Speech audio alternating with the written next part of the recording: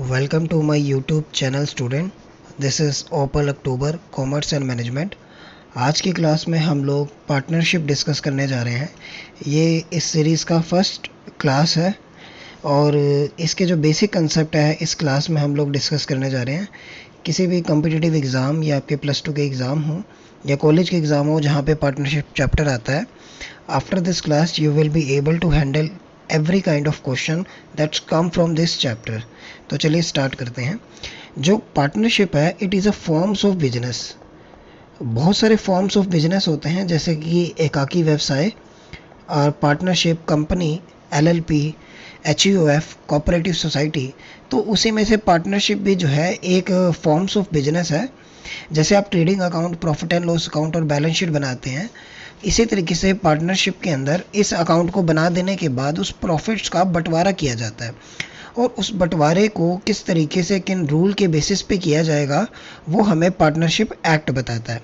जितनी भी इंडिया के अंदर पार्टनरशिप बिजनेस बनाए जाते हैं वो इंडियन पार्टनरशिप एक्ट 1932 के अकॉर्डिंग ही गवर्न किए जाते हैं। और इसका जो सेक्शन 4 है वो बड़ा ही इंटरेस्टिंग है। वो पार्टनरशिप को अच्छे से एक्सप्लेन करता है। कहते हैं कि पार्टनरशिप क्या है? It is a relationship between persons. ये लोगों के बीच की रिलेशनशिप है जो who are agree to share the profit of a business carried by all or any of them acting for all। यानी कि एक बिजनेस होगा और उसमें दो या दो से ज़्यादा सदस्य होंगे, मेंबर्स होंगे और वो बिजनेस करेंगे। या तो वो सारे मिलकर बिजनेस कर सकते हैं या उनके बेसिस पर कोई एक व्यक्ति जो है पार्टनर वो बिजनेस करेगा। यानी कि जैसे एग्जांपल के तौर पे मान लेते हैं ए और B, there is a two partner. ठीक है जी। इन लोगों ने जो है एक बिजनेस के अंदर पैसा लगाया। मान लीजिए 1-1 लाख रुपए दोनों ने बिजनेस में पैसा लगाया और इन्होंने डिसाइड किया कि जो भी प्रॉफिट होगा वो हम 1:1 की रेशो में बांट लेंगे। यानी 2 लाख रुपए लगाकर इन दोनों व्यक्तियों ने कोई बिजनेस स्टार्ट किया और whatever the profit they will make from this business they will divided this profit into the equal ratio और in case of loss they will share in equal proportion. So this kind of setup is called partnership. आप partnership के features इसको और better समझ पाएंगे। Partnership की सबसे पहली फीचर है कि पार्टनरशिप तभी एग्जिस्ट करती है जब कम से कम 2 सदस्य होने चाहिए। एक सदस्य कभी भी पार्टनरशिप की फॉर्म में बिजनेस स्टार्ट नहीं कर सकता।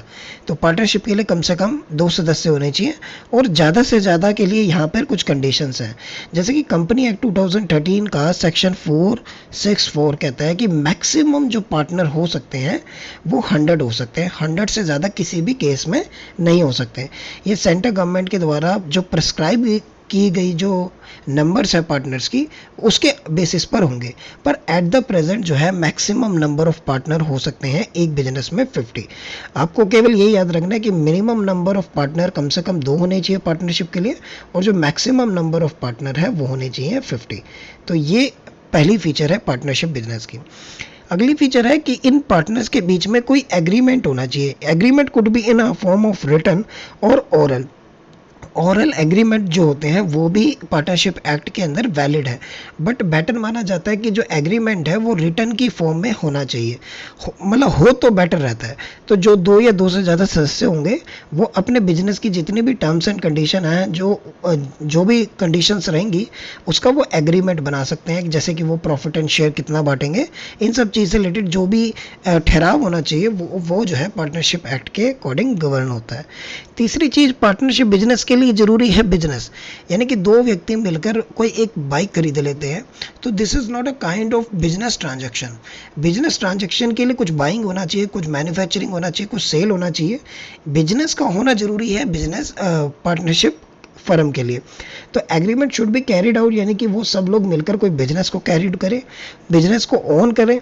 अब यहाँ पे बोल रहा है कि मेयरली ओनरशिप या को ownership of a property does not amount of partnership. अगर 2 या 2 से ज़्यादा व्यक्ति मिलकर कोई प्रॉपर्टी को बाय कर लेते हैं तो उसको आप पार्टनरशिप नहीं कह सकते। पार्टनरशिप के लिए जो है बिजनेस एक्टिविटी का होना बहुत ज़रूरी है। और जो इसका चौथा पॉइंट है वो बहुत इंटरेस्टिंग है। कहता है कि म्यूचुअल एजेंसी होनी चाहिए पार्टनर्स के बीच में। यानी कि अगर कोई किसी एक पार्टनर ने भी कोई एक्टिविटी करी तो it is deem to be assume कि वो तीनों ने या दोनों ने मिलकर करा है। मान लीजिए दो पार्टनर हैं, तो अगर एक व्यक्ति कोई बिजनेस एक्टिविटी करता है तो हम ये मान के चलते हैं कि दोनों की सहमति से ही किया गया होगा, ये दोनों ही उसके लिए जो है रिस्पॉन्सिबल पर्सन कहलाते हैं। आप इससे समझ सकते हो कि इनके बीच में जो है प्रिंसिपल और एजेंट का रिलेशनशिप होता है। प्रिंसिपल और एजेंट जो भी काम करता है हम मान के चलते हैं कि उसको कहा गया है प्रिंसिपल ने, यानी कि जितनी भी रिस्पॉन्सिबिलिटी है काम की वो एजेंट ने काम तो कर दिया है, लेकिन उसके लिए अल्टीमेट रिस्पॉन्सिबिलिटी जो होती है वो प्रिंसिपल की होती है जिसने उसको काम दिया है। अब मान लीजिए ए, बी और सी तीन पार्टनर हैं। इन केसेस में ए कोई काम करता है तो ये मान के चला जाता है वो काम एक ने कोई काम किया तो मान के चला जाता है वो काम बी ने भी किया और वो काम सी ने भी किया। सी कोई काम करता है तो मान के चलते हैं वो काम बी ने भी किया और ए ने भी किया। और इसी तरीके से बी कोई काम करता है तो मान के चलते हैं कि वो ए ने किया और सी ने भी किया। इस तरीके से जो है इनके बीच में जो है म्यूचुअल एजेंसी का रिलेशनशिप होता है। नेक्स्ट करेक्टरिस्टिक्स है कि ये जो प्रॉफिट है वो बांटते हैं आपस में। प्रॉफिट का मतलब केवल यहाँ प्रॉफिट से नहीं है, प्रॉफिट का मतलब लॉस से भी है। यानी चाहे बिजनेस में प्रॉफिट हो चाहे लॉसेज हो, वो इनके जो भी शेयर डिसाइडेड होगा कि हम 50-50 बांटेंगे या 70-30 बांटेंगे, 60-40 बांटेंगे, what ever the ratio it is, तो उस फॉर्म में प्रॉफिट एंड लॉस को ये बांटते हैं। और जो पार्टनर्स है इनकी जो लाइबिलिटीज़ होती है वो अनलिमिटेड लाइबिलिटीज़ होती है। इसका मतलब ये होता है कि अगर बिजनेस के अंदर कोई भी लॉसेज होगा तो वो लॉसेज पहले बिजनेस के रिजर्व से, प्रॉफिट से कवर अप करने की कोशिश की जाएगी, और अगर वो नहीं होता है तो बिजनेस की प्रॉपर्टी को बेचकर वो लॉस रिकवर करा जाएगा, और फिर भी नहीं होता है तो पार्टनर्स को अपनी प्राइवेट प्रॉपर्टी को बेचकर भी वो लॉस को चुकाना पड़ता है। इसको हम बोलते हैं लाइबिलिटीज़ ऑफ पार्टनर्स। अब जो अगला हमारे पास एक इंपॉर्टेंट टॉपिक है दैट इज पार्टनरशिप डीड और पार्टनरशिप एग्रीमेंट। पार्टनरशिप डीड का मतलब क्या होता है कि ये पार्टनर्स के बीच में जो एग्रीमेंट है उसी को हम पार्टनरशिप डीड कहते हैं। कहते हैं कि बिजनेस के अंदर कोई भी कॉन्फ्लिक्ट रेज ना हो, पार्टनर के बीच में कोई लड़ाई झगड़ा ना हो, तो उसके लिए जितनी भी बिजनेस से रिलेटेड टर्म्स एंड कंडीशंस होंगी वो पार्टनर पहले ही बना लेते हैं, और बनाने के बाद उसके ऊपर जो है साइन कर देते हैं, ताकि फ्यूचर में किसी भी तरीके का कोई कॉन्फ्लिक्ट रेज ना हो, और इनकेस हो भी जाए तो उसका समाधान अकॉर्डिंग टू पार्टनरशिप डीड किया जा सके। तो एग्रीमेंट अमंग द पार्टनर्स उसको हम पार्टनरशिप डीड कहते हैं। या आप ऐसे कह लो कि एग्रीमेंट जो है वो हमारा ऑरल भी हो सकता है, रिटर्न भी हो सकता है, मैंने आपको बता ही दिया। और एग्रीमेंट होना जरूरी भी नहीं है, यानी पार्टनरशिप बिजनेस के अंदर अगर एग्रीमेंट नहीं है तब भी पार्टनरशिप एग्जिस्ट करती है। कुछ कंडीशंस ऐसी होती हैं जो ऑटोमेटिकली पार्टनरशिप बिजनेस के ऊपर एप्लीकेबल हो जाती है। बट इनकेस अगर आप एग्रीमेंट बनाते हो और रिटर्न एग्रीमेंट बनाते हो तो बिजनेस में प्रॉस्पेरिटी रहती है, लड़ाई झगड़े के चांसेस कम रहते हैं। तो पार्टनरशिप डीड क्या है? ये एक प्रकार का डॉक्यूमेंट है जिसके अंदर कंडीशंस या टर्म्स लिखी जाती हैं, जिसको हम पार्टनरशिप डीड के नाम से जानते हैं। It is kind of agreement. अब इस एग्रीमेंट के अंदर लिखा क्या जाता है ये भी हमें पता होना चाहिए। इस एग्रीमेंट के अंदर बताया जाएगा कि पार्टनर्स के नेम क्या है, पार्टनर के एड्रेस क्या है, फर्म का नेम क्या है, फर्म का एड्रेस क्या है, पार्टनर का भी एड्रेस आएगा और फर्म का एड्रेस भी आएगा। ये भी बताया जाएगा कि कौन कौन सा पार्टनर कितनी कितनी जो कैपिटल है वो बिजनेस के अंदर इन्वेस्ट करने वाला है। हमारा जो अकाउंटिंग पीरियड है वो कैसा रहेगा, वो 1 साल का रहेगा, 6 मंथ का रहेगा। हम ईयरली क्वार्टर जो है अकाउंट्स बनाएंगे, सेमी ईयरली बनाएंगे या क्वार्टरली बनाएंगे, तो ये भी हम उसके अंदर लिखते हैं। हमारा बिजनेस किस डेट से कमेंस होगा, किस डेट से स्टार्ट होगा, ये मेंशन किया जाता है। हमारे बैंक अकाउंट किस जो है बैंक में होंगे, कितने बैंक अकाउंट हमारे होने चाहिए। हम जो प्रॉफिट बांटेंगे वो प्रॉफिट एंड लॉस किस रेशो में बांटेंगे। अगर कोई पार्टनर जो है बिजनेस में कैपिटल लगाता है तो उसको कैपिटल के ऊपर इंटरेस्ट मिलेगा या नहीं मिलेगा, इसके बारे में अभी हम लेटर में डिस्कस करेंगे। अगर कोई पार्टनर लोन देता है पार्टनरशिप फर्म को तो उसको इंटरेस्ट मिलेगा कि नहीं। इन द सेम वे अगर कोई पार्टनर बिजनेस से अपने प्राइवेट यूज़ के लिए कुछ पैसा विड्रॉल कर लेता है, जिसको हम ड्राइंग कहते हैं, तो उसके ऊपर बिजनेस उससे इंटरेस्ट चार्ज करेगा कि नहीं। उसके जो ऑडिटर है उसको कौन अपॉइंट करेगा, किसी पार्टनर की सैलरी कमीशन कितनी रहेगी या नहीं भी रहेगी, पार्टनर्स के क्या राइट्स हैं, क्या ड्यूटीज़ हैं, उनकी क्या जिम्मेदारियाँ हैं। अगर कोई लॉस होएगा तो उस लॉस, मान लीजिए इंसॉल्वेंसी हो गई। इंसॉल्वेंसी का मतलब होता है जब पार्टनर का दिवालिया निकल जाता है, यानी कि पार्टनर अपनी लायबिलिटीज़ को पे करने में सक्षम नहीं है। तो ऐसी कंडीशंस के अंदर गार्नियर वर्सेस मूरे का रूल होता है, वो भी हम लेटर डिस्कस करेंगे। इसके अलावा सेटलमेंट ऑफ अकाउंट, हमारे अकाउंट्स को किस तरीके से बंद किया जाएगा। मान लीजिए बिजनेस जब हमने बंद करना है, तो जब बिजनेस को कंप्लीटली शट डाउन किया जाएगा तो उस समय किस तरीके से अकाउंट बनाए जाएंगे, क्या मेथड होगा, अगर कोई लड़ाई झगड़ा, कोई डिस्प्यूट रेज हो जाता है तो उसको किस तरीके से हैंडल किया जाएगा। और अगर कोई नया पार्टनर फर्म में आता है, that is called admission of partner. अगर कोई पार्टनर रिटायर हो जाता है, अगर कोई पार्टनर एक्सपायर हो जाता है, तो इन सब केसेस में किस तरीके से अकाउंट मैनेज किए जाएंगे। तो आई होप आपको समझ आ गया होगा कि पार्टनरशिप डीड एक इंपॉर्टेंट डॉक्यूमेंट है। अगर ये डॉक्यूमेंट नहीं है तो possibility of conflict and dispute raise हो जाते हैं, ज़्यादा बढ़ जाते हैं। तो इसलिए इसको बनाना लगभग अनिवार्य ही समझा जाता है। अब ऐसा नहीं है कि अगर नहीं होगा तो क्या कोई फ़र्क पड़ेगा। देखिए, अगर पार्टनरशिप डीड नहीं है तो कुछ कंडीशंस होती हैं जो ऑटोमेटिकली अप्लाई हो जाती है। ये बोल रखा है in the absence of partnership deed. अगर पार्टनरशिप डीड नहीं है तब भी कुछ कंडीशन ऐसी होंगी जो ऑटोमेटिकली एप्लीकेबल हो जाएंगी अब्सेंस में भी। जैसे कि मैं आपको बताता हूँ, अगर पार्टनरशिप डीड नहीं है तो पार्टनर के बीच में जो रेशो है प्रॉफिट का वो बराबर रहेगा। इससे फ़र्क नहीं पड़ता कि ए ने कितनी कैपिटल लगाई, बी ने कितनी कैपिटल लगाई, जो प्रॉफिट एंड लॉस है वो इक्वल शेयर में बांटेंगे इन केस पार्टनरशिप डीड नहीं है तो। दूसरा है, किसी भी पार्टनर को कोई भी सैलरी रेमुनरेशन नहीं दिया जाएगा। जो भी मैनेजमेंट के डिसीजंस हैं ये सब लोग मिलकर लेंगे, मेड बाय मेजॉरिटी से डिसीजन लिया जाएगा। अगर कोई पार्टनर ने कैपिटल दिया है तो उसके ऊपर कोई भी इंटरेस्ट नहीं दिया जाएगा, 0% इंटरेस्ट है। लेकिन अगर किसी पार्टनर ने कोई लोन दिया है बिजनेस में, कोई एडवांस दिया है, तो उसको 6% पर एनम से इंटरेस्ट जरूर मिलेगा। लोन के ऊपर इंटरेस्ट मिलेगा लेकिन कैपिटल के ऊपर इंटरेस्ट पार्टनर को नहीं मिलेगा। अगर कोई पार्टनर न्यू बिजनेस के अंदर आ रहा है, अगर कोई पार्टनर बिजनेस से जा रहा है, तो ये दोनों ही केसेस के अंदर ये दोनों मिलकर डिसीजन लेंगे। एक व्यक्ति की यहाँ पे जो है बात नहीं चलेगी, बात नहीं मानी जाएगी। तो ये थी कुछ कंडीशन। अगर पार्टनरशिप डीड नहीं है तो ये कंडीशन ऑटोमेटिकली एप्लीकेबल हो जाती हैं। अब हम बात करते हैं इस चैप्टर के प्रैक्टिकल एस्पेक्ट से। जितना थ्योरेटिकल पॉइंट जानना जरूरी था वो मैंने आपको बता दिया। अब जो पहली चीज़ ये बताता है कि जब हम पार्टनरशिप अकाउंट बनाएंगे तो trading profit and loss account, balance sheet जो आप ट्रेडिंग अकाउंटिंग साइकिल बनाते हैं वो प्रोसेस बिल्कुल सेम है। तो इसलिए यहाँ पर वो चीज़ें डिस्कस नहीं की जा रही। यहाँ पे चीज़ डिस्कस की जा रही है after making profit and loss account, after making balance sheet, what are the various account that need to be maintain in partnership accounts. तो सबसे पहला अकाउंट बनाया जाता है profit and loss appropriation account. Appropriation का मतलब होता है डिस्ट्रीब्यूशन, एप्रोप्रिएशन का मतलब होता है बंटवारा। यानी कि जो पार्टनरशिप ने प्रॉफिट कमाया और लॉस कमाया उसका बंटवारा किस तरीके से किया जाएगा, उसको profit and loss appropriation account में लिखा जाता है। इसके अलावा हम यहाँ पे कैपिटल अकाउंट भी मेंटेन करते हैं, क्योंकि पार्टनर्स जो है बिजनेस में कैपिटल लगा रहे हैं तो उनके सेपरेट कैपिटल अकाउंट मेंटेन किए जाते हैं। कैपिटल अकाउंट को मेंटेन करने के दो तरीके हैं हमारे पास, एक फिक्स कैपिटल अकाउंट और एक फ्लक्चुएटिंग कैपिटल अकाउंट। इसके बारे में भी चर्चा करेंगे हम लोग। कुल मिला के हम लोगों को यहाँ पे ये दो ही अकाउंट पढ़ने हैं, एक तो profit and loss appropriation account और एक हमारा पार्टनर्स का कैपिटल अकाउंट।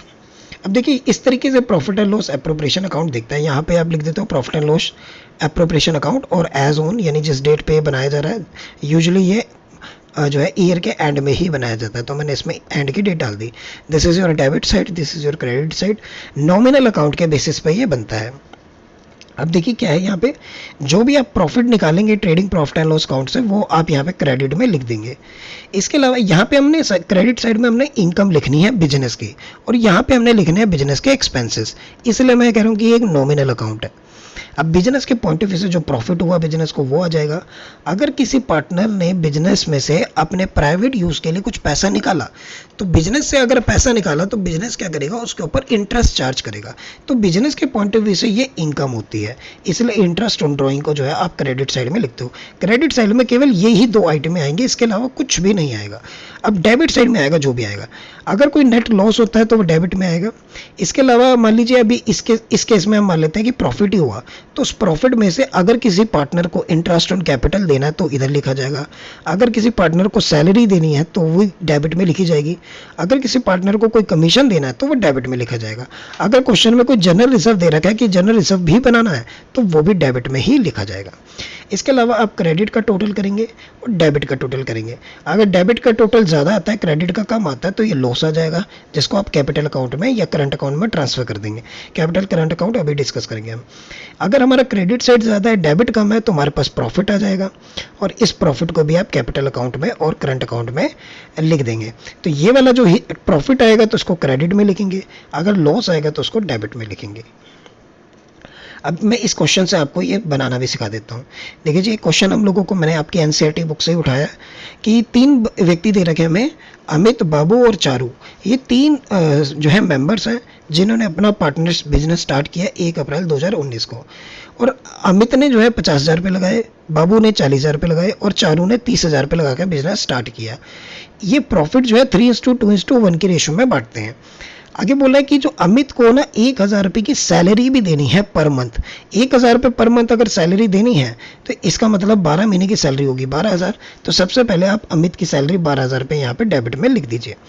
उसके बाद बोल रहा है कि जो बाबू है उसको कमीशन देनी है 5,000 रुपये की, तो मैंने डेबिट में बाबू की कमीशन भी 5,000 रुपये लिख दी अकॉर्डिंग टू परफॉर्मा।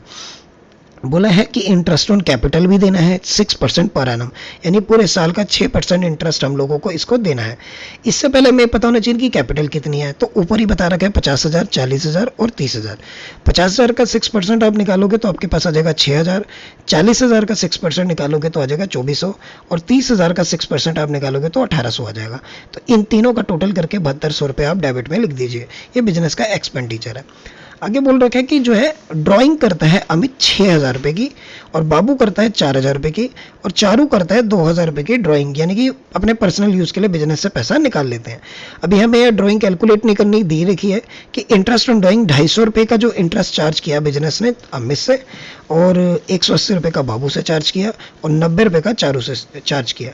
तो ये तीनों का जो इंटरेस्ट ऑन ड्राइंग है it is a income of business, इसलिए हमने इसको क्रेडिट में लिख दिया। और एट द एंड हम लोगों को प्रॉफिट गिवन है 35,660 रुपये का, उसको भी आपने क्रेडिट में लिख दिया। अब जब मैंने यहाँ के क्रेडिट का टोटल करा तो मेरे पास 36,200 रुपये आया और डेबिट का अगर मैंने टोटल किया तो वो कम था मेरे पास। तो जो मेरा बैलेंस निकल कर आया यहाँ पे वो है मेरा प्रॉफिट। बैलेंस निकल कर आएगा यहाँ पे प्रॉफिट 12,000 रुपये का। इस 12,000 रुपये को मैंने 3:2:1 में डिवाइड कर दिया। इस 12,000 को आप 3:2:1 में लिखेंगे तो 3/6 आ जाएगा और 12,000 को 2/6 और 12,000 को 1/6 जब आप करेंगे तो आपके पास 6,000, 4,000 और 2,000 रुपये प्रॉफिट आ जाएगा और इसको आप कैपिटल अकाउंट में या करंट अकाउंट में ट्रांसफ़र कर देते हो।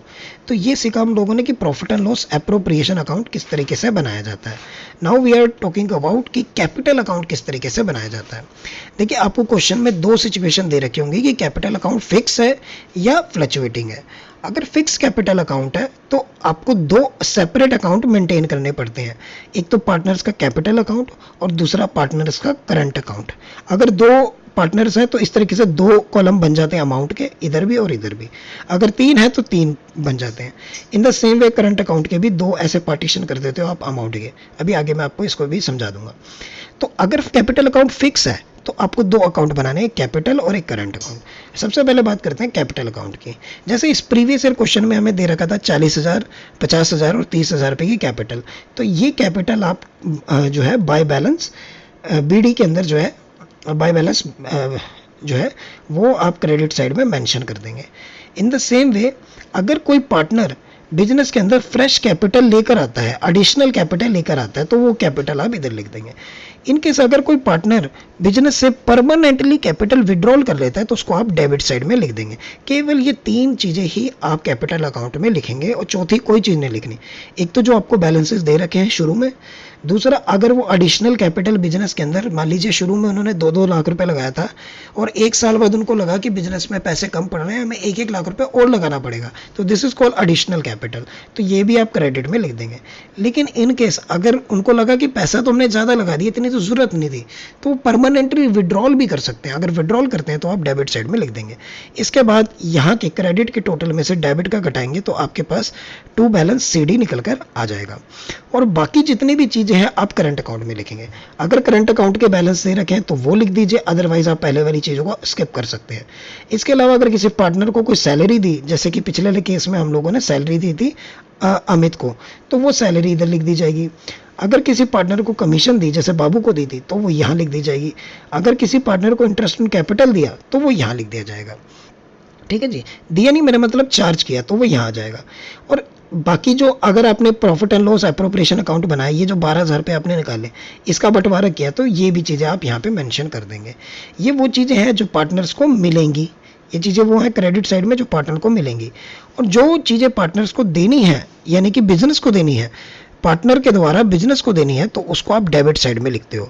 उसमें बैलेंस बीडी आ जाएगा। अगेन, अगर डेबिट बैलेंस दे रखा है, अगर क्रेडिट बैलेंस दे रखा है तो क्रेडिट में लिख दीजिए, डेबिट दे रखा है तो डेबिट में। कई केसेस में आपको जो है करंट अकाउंट के बैलेंसेस दिए होंगे और कई अकाउंट में नहीं भी दिए होंगे। अगर बिजनेस में से कुछ ड्राइंग किया पार्टनर ने तो वो आ जाएगा हमारा डेबिट में। अगर उस ड्राइंग के ऊपर कोई इंटरेस्ट चार्ज किया गया है तो वो भी आ जाएगा डेबिट में।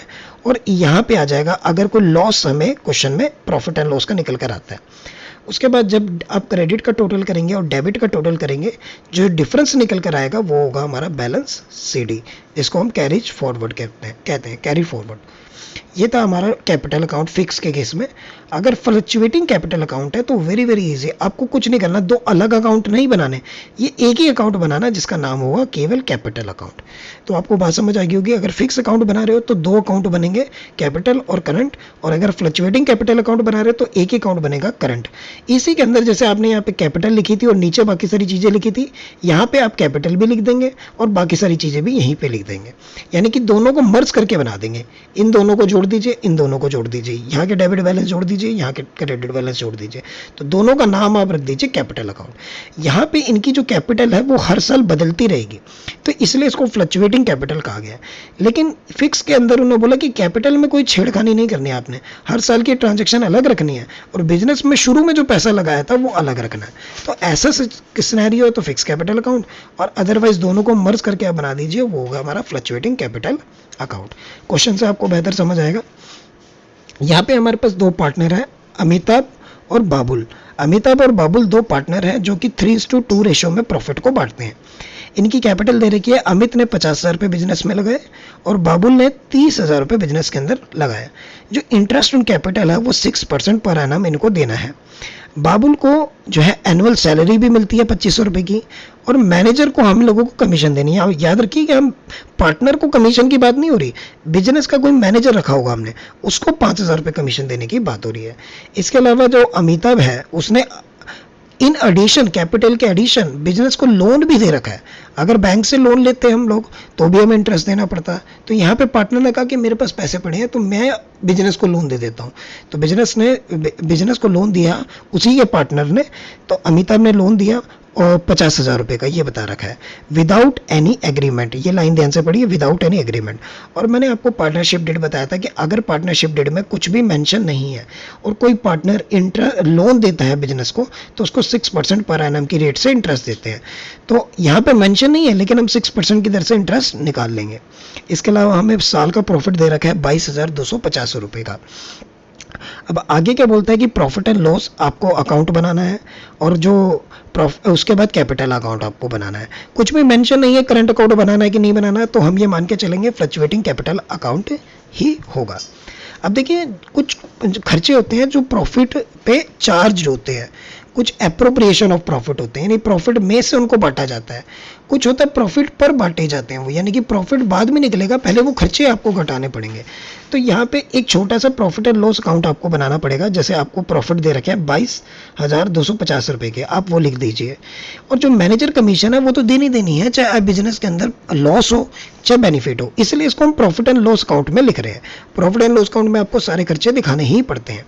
तो 5,000 रुपये की कमीशन है मैनेजर की, वो मैंने लिख दी। इसी तरीके से जो अमित ने लोन दिया था 50,000 का, 50,000 का अगर सब 6% निकालेंगे तो आपके पास आ जाएगा 3,000 रुपये। ये भी आपको देना ही देना है, चाहे आपको प्रॉफिट हो चाहे लॉस हो। तो यानी 22,000 में से 8,000 रुपये तो ऑलरेडी बुक्ड है, यानी टोटल प्रॉफिट आपके पास केवल 14,250 रुपये का ही है। तो ये 14,250 रुपये से क्वेश्चन स्टार्ट करना था हमें। अगर आप ये क्वेश्चन 22,000 से स्टार्ट कर देते तो इसका आंसर गलत निकलता है। तो कुछ चीज़ें ऐसी हैं जो प्रॉफिट एंड लॉस अकाउंट में ही लिखी जाती हैं, जैसे कि मैनेजर कमीशन, जैसे कि पार्टनर के द्वारा दिया गया कोई लोन, या बैंक के द्वारा भी कोई दिया गया लोन होता है तो उसको प्रॉफिट एंड लॉस को में एडजस्ट करके नेट प्रॉफिट निकालते हैं, फिर हम net and profit and loss appropriation account बनाते हैं। तो एक छोटी सी बात ये समझानी थी आपको वैसे ये तो वर्किंग नोट में भी आप बना सकते हो, पर मैंने समझाने के पॉइंट ऑफ व्यू से इसको ऊपर बना के आपको दिखा दिया। ये आपके पास प्रॉफिट एंड लॉस अकाउंट निकल कर आ गया 14,250 रुपये का।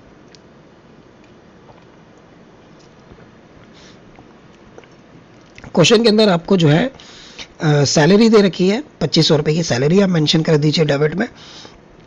इसके अलावा आपको इंटरेस्ट ऑन कैपिटल बोला है 6%, 50,000 का 6% 3,000 आ जाएगा और 30,000 का 6% आ जाएगा हमारा 1,800 रुपये। तो इन दोनों को भी डेबिट में मेंशन कर दीजिए। इसके अलावा कोई चीज़ नहीं है यहाँ पे ड्राइंग नहीं दे रखी। अगर ड्राइंग दी होती तो उसको हम क्रेडिट में लिख देते हैं। एनी हाउ ये 14,500 रुपये का जो डेबिट है, क्रेडिट बैलेंस है, वो मोर देन है डेबिट बैलेंस से। तो जो डिफरेंस निकल कर आया है दैट इज़ योर प्रॉफिट। इस प्रॉफिट को आप बांट देंगे अमित और बाबुल में और ट्रांसफ़र कर देंगे इसको कैपिटल अकाउंट में। और किस रेशो में बांटेंगे? 3:2 की रेशो में, यानी कि 3/5 और 2/5 की रेशो में बांट देंगे। ठीक है जी। अब पार्टनर का जो कैपिटल अकाउंट हमें बनाना है उसमें हमें सबसे ऊपर 50,000 और 30,000 रुपये की कैपिटल दे रखी है। तो सबसे पहले आप कैपिटल अकाउंट में सबसे ऊपर केवल कैपिटल को लिखेंगे। ठीक है जी। अगर नहीं दे रखी तो बात अलग है, लेकिन अगर दे रखी है तो सबसे पहले कैपिटल बैलेंसेस को लिखा जाता है। फिर इस साइड जो भी आपने पार्टनर्स को दिया है वो सारे बैलेंसेस इधर शिफ्ट हो जाते हैं, और इस साइड कोई बैलेंसेस है तो वो सारे बैलेंस इधर शिफ्ट हो जाते हैं। अब यहाँ पे इंटरेस्ट ऑन जो कैपिटल है वो 3,000 और 1,800 रुपये की है, वो आप क्रेडिट में लिख दीजिए। सैलरी यहाँ पे बाबुल को दी गई है 2,500 रुपये की, वो आ जाएगा क्रेडिट में, यानी कि बी से यहाँ मैंने बाबुल लिखा है और ए से अमित लिखा है। तो जिस जिसके अकाउंट में जो जो अमाउंट है वही जाएगी। ऐसा नहीं कि आप 2,500 रुपये यहाँ पे भी लिख देंगे और यहाँ पे भी लिख देंगे। तो बाबुल की ही सैलरी है तो बाबुल के ही अकाउंट में आपने इसको लिखना है। प्रॉफिट एंड लॉस हमारा 4170 और 2780 है, तो आप इसको भी जो है क्रेडिट साइड में लिख दीजिए। अब यहाँ का बैलेंस करेंगे, इस साइड तो कुछ भी नहीं आया। वैसे इस साइड क्या आता है? इस साइड आता है हमारा इंटरेस्ट ऑन ड्राइंग, इस साइड आता है हमारा ड्राइंग। तो ये जो दो चीज़ें आती है वो यहाँ पर आती हैं। ठीक है जी। तो अब वो तो इस क्वेश्चन में गिवन नहीं है, तो इसलिए हमने सीधा 57,170 रुपये का जो है बैलेंसिंग फिगर निकाल दिया दोनों साइड। ठीक है जी। तो क्वेश्चन में आपको मैंने कैपिटल अकाउंट बनाना सिखाया और साथ ही साथ बताया कि कुछ खर्चे ऐसे होते हैं जो प्रॉफिट पर चार्ज होते हैं और उसको प्रॉफिट एंड लॉस अकाउंट में लिखा जाता है, ना कि profit and loss appropriation account में। अब इस टॉपिक से ही रिलेटेड जो है एक टॉपिक है इंटरेस्ट ऑन कैपिटल का। अब आपको पिछले क्वेश्चन में तो देखो दे रखा था कि 6% आपने इंटरेस्ट चार्ज करना है ना, तो 6% मैंने पूरे साल का लगा दिया। लेकिन कई बार कैपिटल में फ्लक्चुएशन भी होता है, जैसे कि इस क्वेश्चन में हम सीखेंगे। सलोनी और श्रुति दो पार्टनर्स हैं और उनकी जो कैपिटल है 1 अप्रैल 2019 को 2 लाख रुपये और 3 लाख रुपये की है। अब इन्होंने बोला कि 1 जुलाई 2019 को क्या हुआ, सलोनी ने एडिशनल कैपिटल बिजनेस में 50,000 रुपये की और लगाई और श्रुति ने भी 60,000 रुपये की कैपिटल लगाई। यानी 1 जुलाई को इनकी कैपिटल इंक्रीज होगी। इनकी 2 लाख रुपये से लेकर 2 लाख से 2.5 लाख होगी और इनकी कैपिटल 3 लाख से लेकर 3,60,000 होगी। उसके बाद क्या हुआ, 1 अक्टूबर को सलोनी ने 30,000 रुपये निकाल लिए और 1 जनवरी 2020 को श्रुति ने भी 15,000 रुपये बिजनेस से निकाल लिया। अब यहाँ पे कैपिटल पूरे साल through out the year same नहीं रही, वो चेंज होती रही, तो इसलिए इंटरेस्ट की कैलकुलेशन भी चेंज हो जाएगी। इंटरेस्ट रेट है 8%। मैं आपको सलोनी का निकाल के बताऊंगा और आप एक बार श्रुति का खुद कैलकुलेट करके देखना। जैसे अब देखते हैं कि 1 अप्रैल 2019 को क्वेश्चन में बता रखा है कि सलोनी की कैपिटल थी 2 लाख रुपए की और 1/7/2019 को क्या हुआ, उसकी कैपिटल 2.5 लाख की होगी क्योंकि उसने 50,000 रुपये और बिजनेस के अंदर लगाए। अब 2 लाख रुपए तक की कैपिटल कब रही उसकी? एक तो अप्रैल के महीने में रही, एक मई के महीने में रही और एक जून के महीने में रही। जुलाई में इसलिए काउंट नहीं कर रहा हूँ क्योंकि जुलाई का फर्स्ट डेट ही दे रखा है मुझे। अगर 31 जुलाई दिया होता तो मैं जुलाई का महीना भी ले लेता।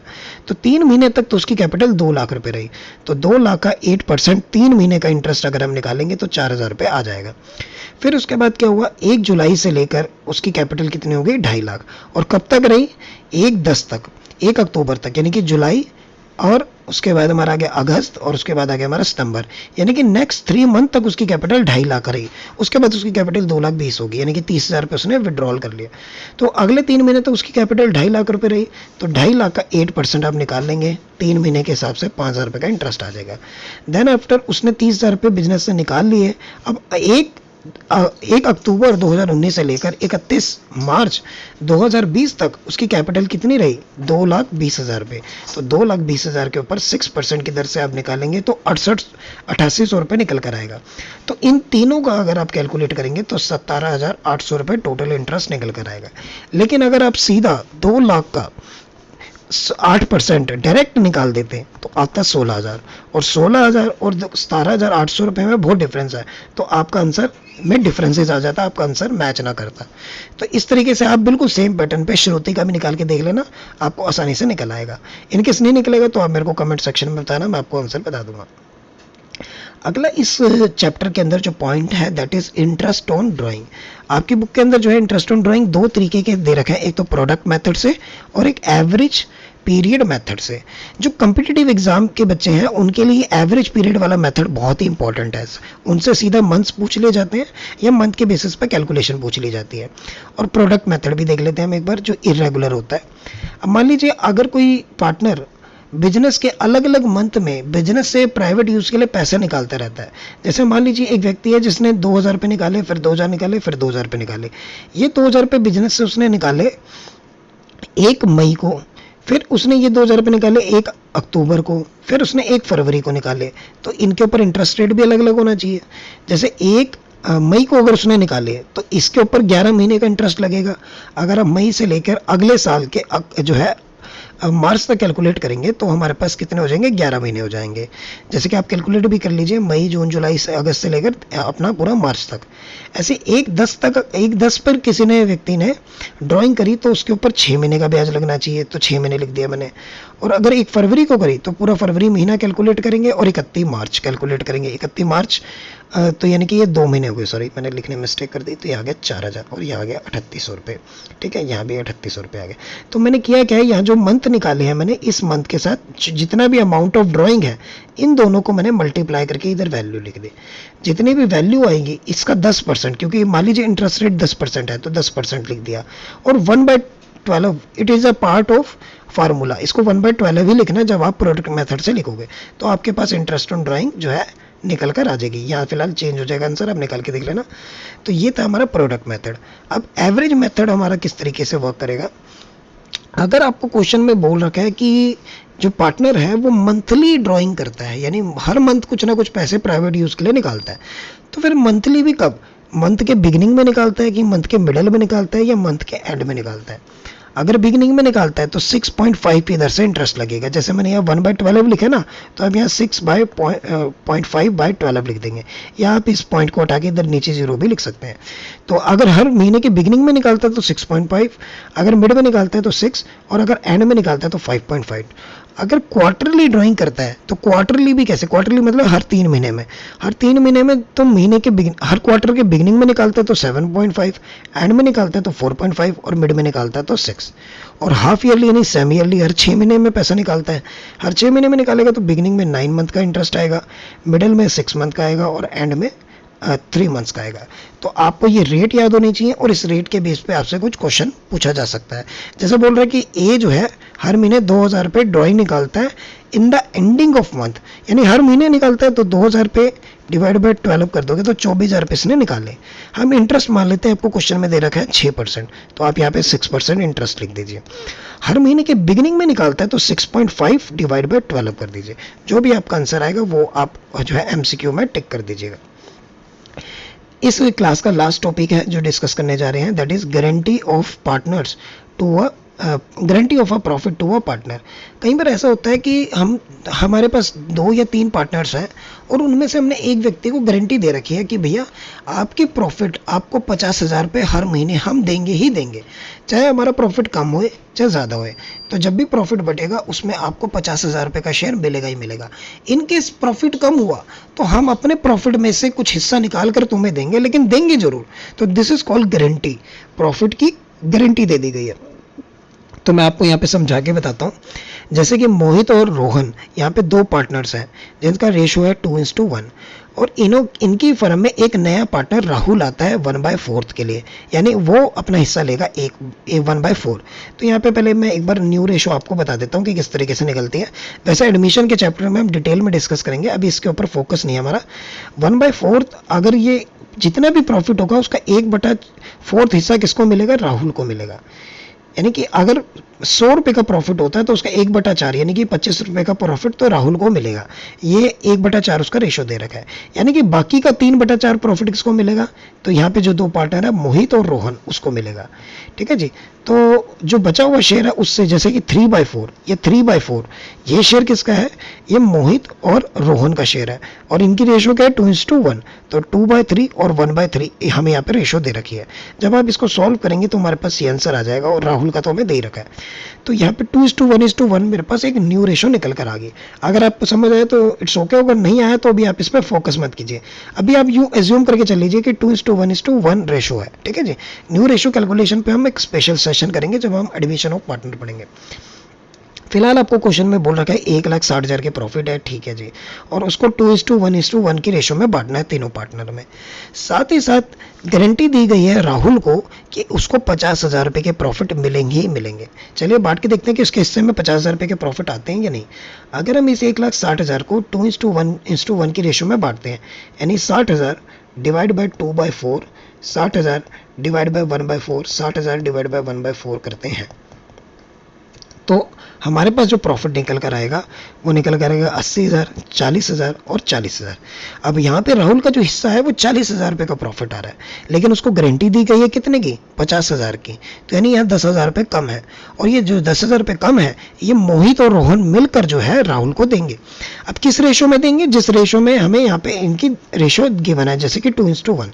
ये जो 10,000 रुपये कम पड़ गए हैं, शॉर्टेज पड़ गई है, इसको 2:1 में मोहित और जो रोहन है वो बियर करेंगे। तो 10,000 को 2/3 और इसी 10,000 को 1/3 से आप डिवाइड करेंगे, तो इतना प्रॉफिट का हिस्सा 6,667 प्रॉफिट आप मोहित का कम कर लीजिए, और 3,333 जो प्रॉफिट है वो रोहन का आप कम कर लीजिए। तो इनके प्रॉफिट हो गए कम, और जो राहुल है उसके प्रॉफिट है हमारे अपलिफ्टेड हो गए 10,000 रुपये से। तो दिस इज कॉल्ड गारंटी। तो ये था गारंटी ऑफ पार्टनर। आपसे जो कॉम्पिटिटिव एग्जाम है उसमें इस तरीके का क्वेश्चन भी पूछा जाता है कि गारंटी ऑफ पार्टनर में आपसे 4 ऑप्शन दे दिए जाएंगे कि भाई कितना जो है कम पड़ेगा प्रॉफिट जो राहुल के हिस्से में आएगा। यानी 1 लाइनर भी आ सकता है और 2 मार्क्स में भी ये क्वेश्चन आ सकता है। और जितने इंटरेस्ट ऑन ड्राइंग है ये भी एक इंपॉर्टेंट है जो कॉम्पिटिटिव एग्जाम में अक्सर पूछा जाता है, कि कैलकुलेशंस भी निकाली जा सकती है और सीधा डायरेक्टली भी पूछा जा सकता है कितने महीने का जो है इंटरेस्ट ऑन ड्राइंग लगेगा। ठीक है जी। तो इस चैप्टर से रिलेटेड जितनी भी इंपॉर्टेंट चीज़ें थी मैंने आपसे डिस्कस कर दी हैं, और अगली क्लास में हम लोग मिलते हैं। Thank you for watching students.